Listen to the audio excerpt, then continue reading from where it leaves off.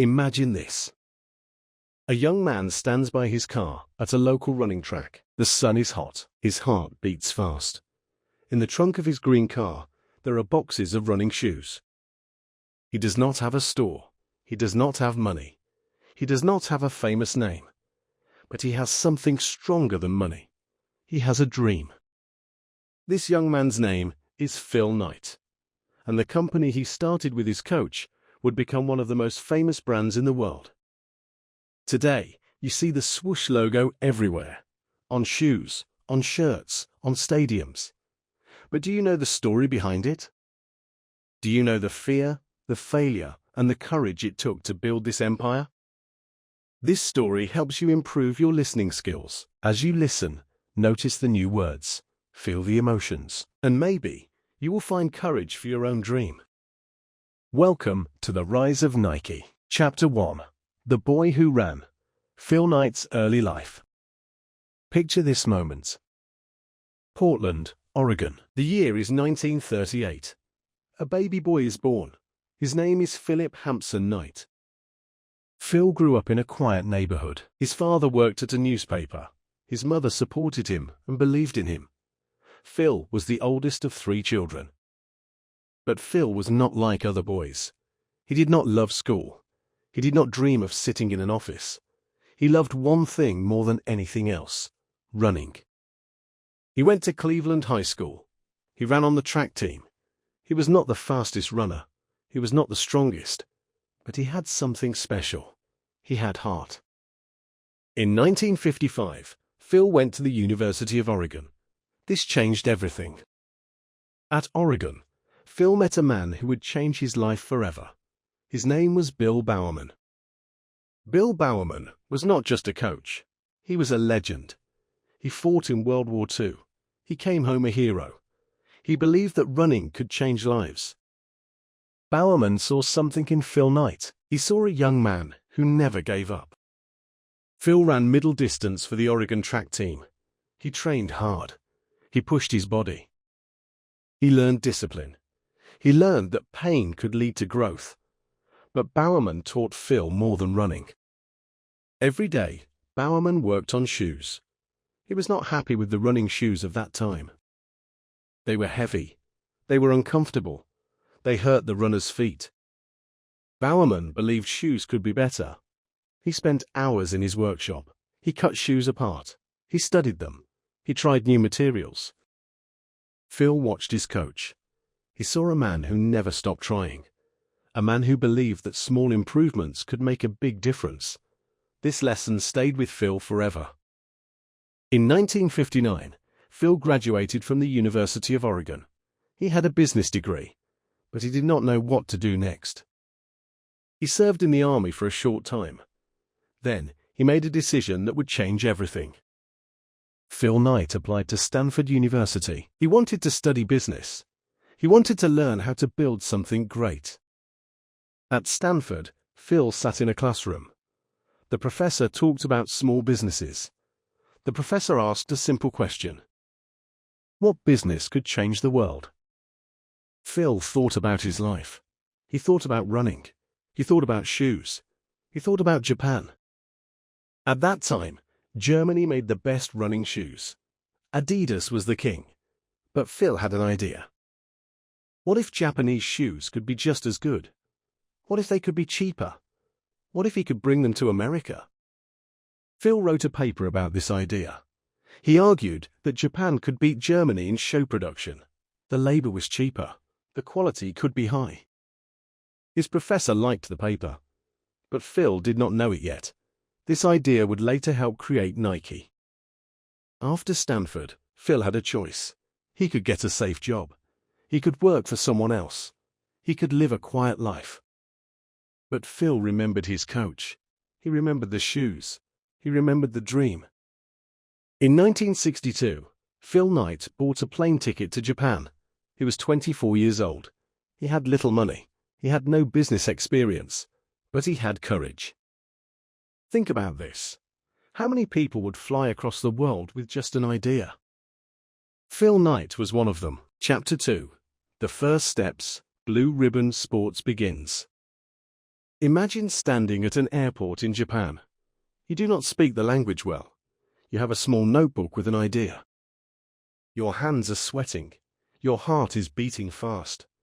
This was Phil Knight in 1962. Phil traveled to Japan.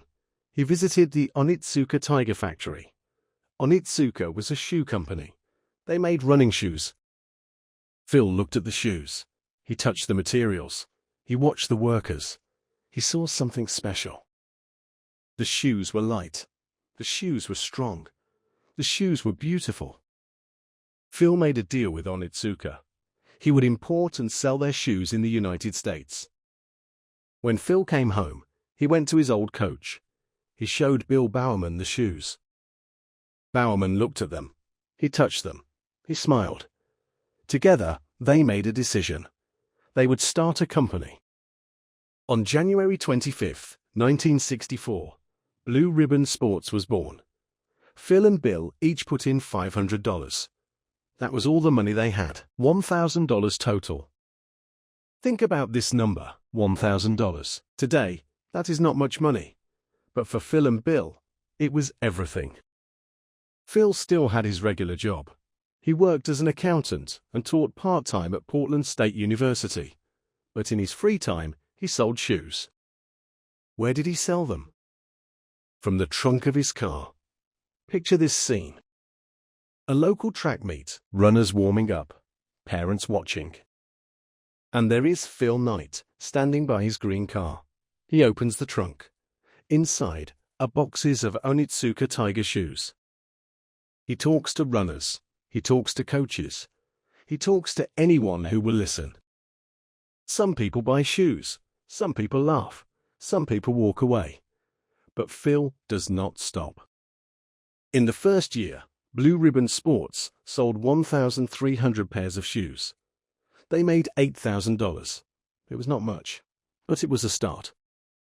By 1965, sales reached $20,000. By 1966, they opened their first store in Santa Monica, California. By 1967, they expanded to the East Coast. The company was growing, but growth brought problems. Phil and Bill had no warehouses. They had no employees. They had no system. Phil packed boxes late at night. Bill designed shoes in his workshop. They worked 7 days a week. They slept very little. There were moments of fear. What if the shoes did not sell? What if Onitsuka stopped working with them? What if they lost all their money? Phil wrote about this time later. He said every day felt like a crisis. Every day felt like the company could fail. But every day, they kept going. In 1967, Bill Bowerman made an important change to the Onitsuka Tiger shoe. He worked with the Japanese company to create a new design. They called it the Tiger Cortez. The Cortez was special. It had cushioning in the heel. It had support for long-distance running. It was comfortable. Runners loved it. By 1969, Blue Ribbon Sports sold $1 million worth of shoes. $1 million. 5 years earlier, they had $1,000. This was proof that their dream could work. But Phil knew something. Selling someone else's shoes was not enough. He wanted to build his own brand. He wanted to create something that carried his name. He did not know it yet, but soon, everything would almost fall apart. Chapter 3. The Breaking Point. When everything could end. Every great story has a moment when everything could fall apart. For Phil Knight, that moment came in 1971. Blue Ribbon Sports was growing, but there was a problem. Phil and Bill did not own their shoes. Onitsuka Tiger owned the brand. Onitsuka Tiger controlled the supply. Phil wanted independence. He wanted to make his own shoes. He wanted to build his own company. Onitsuka had other plans. The Japanese company sent Phil an ultimatum. They wanted to buy Blue Ribbon Sports. They wanted 51% control. Think about this. Phil built this company from nothing. He sold shoes from his car. He worked late nights. He risked everything. Now, someone else wanted to take it from him. Phil had a choice. He could accept the deal. He could stay safe. He could keep selling Onitsuka shoes. Or he could fight. Phil chose to fight. He ended the partnership with Onitsuka Tiger. It was a dangerous decision. Blue Ribbon Sports had no shoes to sell. They had no brand. They had no future. Many people thought Phil was crazy. They thought he would lose everything. But Phil had a secret weapon. He had Bill Bowerman. While Phil handled the business, Bill handled the innovation. Bill never stopped working on shoes. He never stopped trying new ideas. In 1970, Bill had a breakthrough. It happened at breakfast. Bill sat at his kitchen table. He looked at his plate. There was a waffle on it. The waffle had a pattern, small squares, raised edges. Bill had an idea. What if a shoe sole had that pattern? What if it could grip the ground like a waffle grips syrup? Bill took his wife's waffle iron to his workshop. He poured rubber into it. He made a mold. The first attempt failed. The rubber stuck to the iron. The waffle iron was ruined. But Bill did not stop. He tried again, and again, and again. Finally, he created a new type of sole. It was light. It had traction. It was unlike anything before. This became the waffle sole. In 1971, Phil and Bill made another important decision. They needed a new name for their company. Blue Ribbon Sports was over. They needed something fresh, something powerful. They chose Nike. Nike was the Greek goddess of victory. It was a perfect name for a sports company. But they needed a logo. Phil met a graphic design student at Portland State University. Her name was Carolyn Davidson. Phil asked Carolyn to design a logo. He gave her a simple instruction. Make it show motion. Make it show speed. Carolyn worked for weeks. She drew many designs. Finally, she showed Phil one symbol. It was a simple curve, a swoosh. Phil looked at it. He was not sure, but he said yes. Carolyn Davidson sent Phil a bill. The total was $35. $35. Today, that logo is one of the most recognized symbols in the world. It is worth billions. But in 1971, it cost $35. In 1971, the company began using the name Nike. The company had a name. It had a logo. It had a new shoe with the waffle sole. But it had no money. It had no guarantees. It had no promise of success. Phil Knight later said this was the scariest time of his life. Every morning, he woke up wondering if today would be the day the company failed. Every night, he went to sleep with questions in his mind. Could Nike survive? Could they beat the big companies? Could they build something that lasted? As you listen, notice how fear and courage can exist together. Phil was afraid, but he did not stop. This is an important lesson. Courage is not the absence of fear. Courage is moving forward even when you are afraid. In 1972, Nike had a chance to show the world what they could do. The Olympic trials were in Eugene, Oregon. This was Bill Bowerman's home. This was Phil Knight's home. Nike prepared special shoes for the runners. They called them moon shoes. The name came from the waffle sole pattern. It looked like footprints on the moon. Some runners wore the shoes. They liked them. They talked about them. Word started to spread. But Nike was still small. They were still unknown. They were still fighting every day to survive. In 1974, Nike released the Waffle Trainer. This shoe was for everyday runners, not just athletes, not just professionals. Regular people could buy Nike shoes. The Waffle Trainer was a hit. Runners loved the comfort. They loved the traction. They loved the style. Nike was finally growing. But the road was still long. The company had many challenges ahead. Chapter 4. The swoosh conquers the world. Success and power. Imagine waking up one day and finding your company is no longer small. Imagine your shoes are in stores across America. Imagine runners you have never met are wearing your brand. Imagine your logo is everywhere. This started to happen for Nike in the late 1970s. In 1976, Nike hired its first advertising agency. They created a brand advertisement. It did not show any shoes. It only showed a message. There is no finish line. This phrase captured the spirit of Nike. Running was not about winning one race. It was about never stopping. It was about always pushing forward. People connected with this message. By 1980, Nike had a large share of the athletic shoe market. Think about this number: 50%. Half of all athletic shoes sold in America were Nike. In just 16 years, Phil Knight went from selling shoes out of his car to controlling half the market. In December 1980, Nike went public. The company sold shares to investors. People could now own a piece of Nike. This was a huge moment. It meant Nike was no longer a small startup.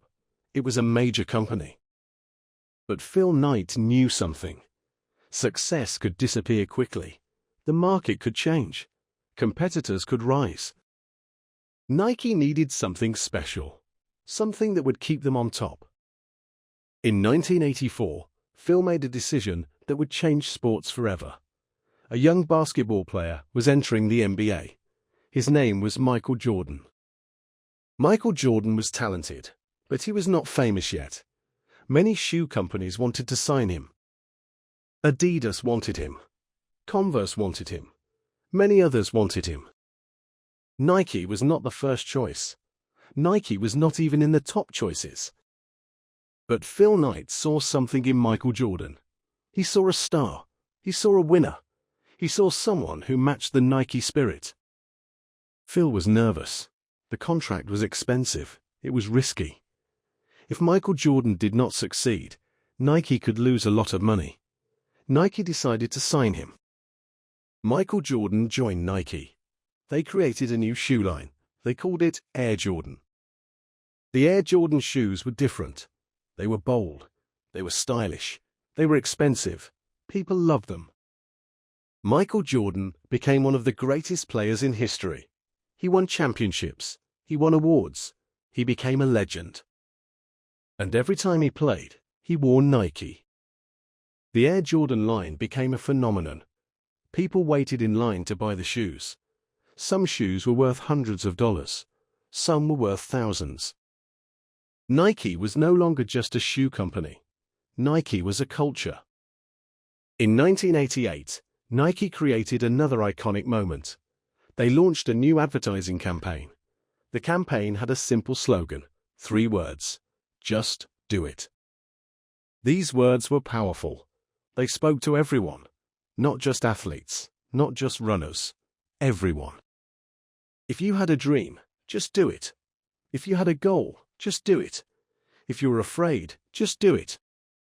The slogan became famous. It is still famous today. Advertising Age called it one of the top 5 slogans of the 20th century. The Smithsonian Institution kept it as part of American history. Think about how simple words can change a company. 3 words built a legacy. By 1990, Nike had overtaken all competitors. Nike became one of the leading athletic brands in the world. In 1990, Nike moved into its world headquarters in Beaverton, Oregon. 8 buildings, hundreds of employees. A campus dedicated to sports and innovation. The first Niketown store opened in Portland. It was not just a store. It was an experience. People came to see it.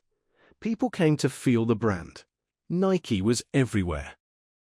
In the 1990s, Nike expanded into many sports: soccer, tennis, golf, baseball, football.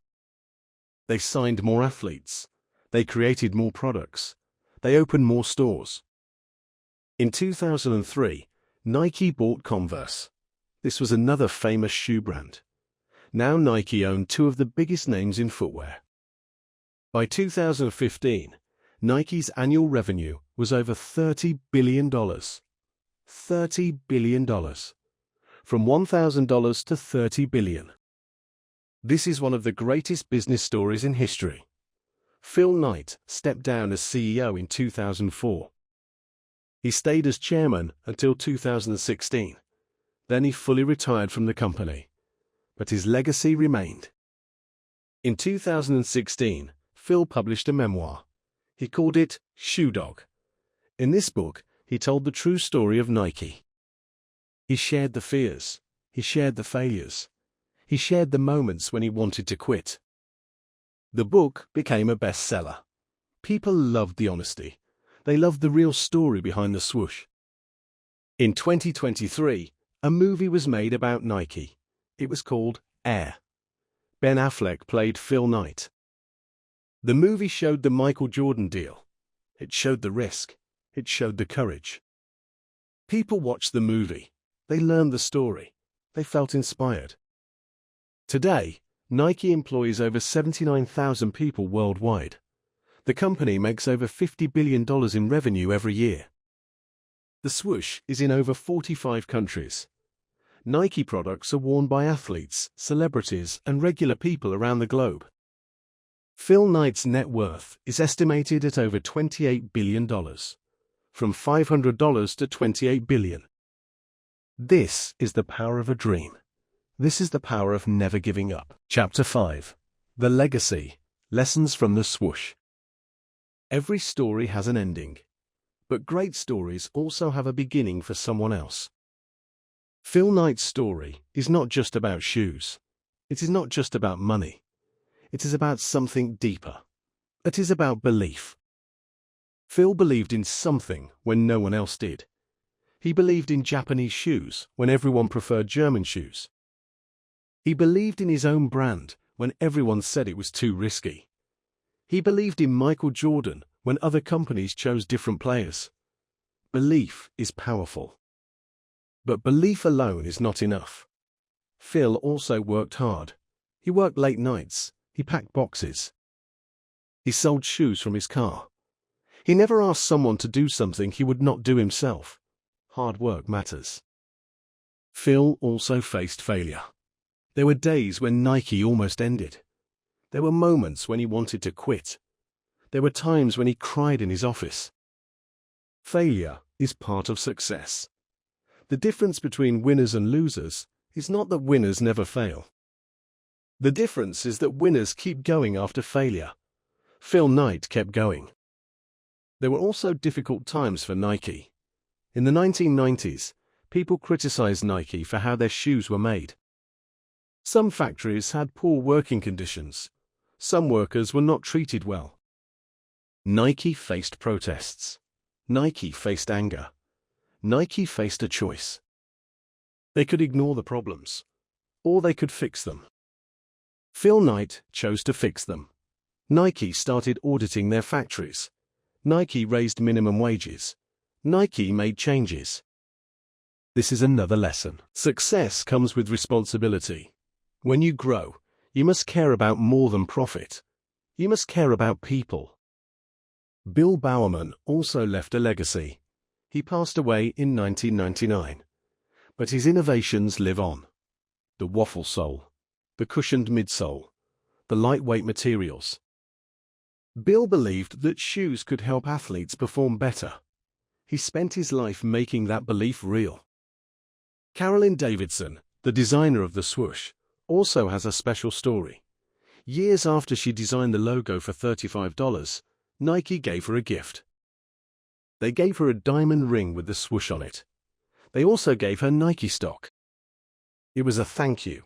It was recognition. It was the right thing to do. Today, the swoosh is worth more than any logo in history. But it started with a student and $35. This teaches us that great things can start small. What can you learn from the rise of Nike?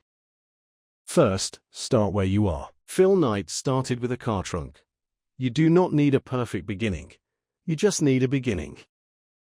Second, find people who believe in you. Phil had Bill Bowerman. Bill had Phil. They supported each other. Find your team. Third, embrace failure. Nike almost ended many times, but each failure taught them something. Each problem made them stronger. Fourth, never stop innovating. Bill Bowerman never stopped improving shoes. Nike never stopped creating new products. Always look for ways to be better. Fifth, believe in your dream. Even when others doubt you, even when you doubt yourself, keep believing. Phil Knight once said, "Don't tell people how to do things. Tell them what to do, and let them surprise you with their results." This is wisdom. This is leadership. This is the Nike way. In 2024, Nike continues to grow. They face new challenges, new competitors, new markets, but the spirit remains. The spirit of victory, the spirit of innovation, the spirit of never giving up. As you listen to this story, think about your own life. What is your dream? What are you building? What obstacles are in your way? Remember Phil Knight standing by his car. Remember Bill Bowerman at his waffle iron. Remember Carolyn Davidson with her $35 bill. They did not know they would change the world. They just kept going. You can do the same. This story helps you improve your listening skills, but it also helps you improve your life. Take the lessons. Use the courage. Build your own swoosh. The rise of Nike is not just a business story. It is a human story. It is about a boy who loved running. It is about a coach who loved innovation. It is about a dream that refused to die. Phil Knight and Bill Bowerman showed us that ordinary people can do extraordinary things. They showed us that failure is not the end. They showed us that courage matters more than money. Today, when you see the swoosh, remember the story behind it. Remember the car trunk. Remember the waffle iron. Remember the $35. Remember that great things start small. Remember that fear is normal, but giving up is not an option. Remember that your dream is worth fighting for. If you enjoyed this story, don't forget to like, subscribe, and turn on the notification bell. This helps us create more content for you. It helps other English learners find these stories, and it helps keep this channel growing. Now I want to ask you something. Think about this question. What is one dream in your life that you will not give up on, no matter what obstacles come your way? Write your answer in the comments below. Share your dream. Share your courage. Inspire others who are watching this video. Many people will watch this video, but only a few will comment. Be one of them. Your story matters. Your dream matters. And maybe one day, someone will watch a video about your rise. Thank you for listening. Thank you for learning. And remember, just do it.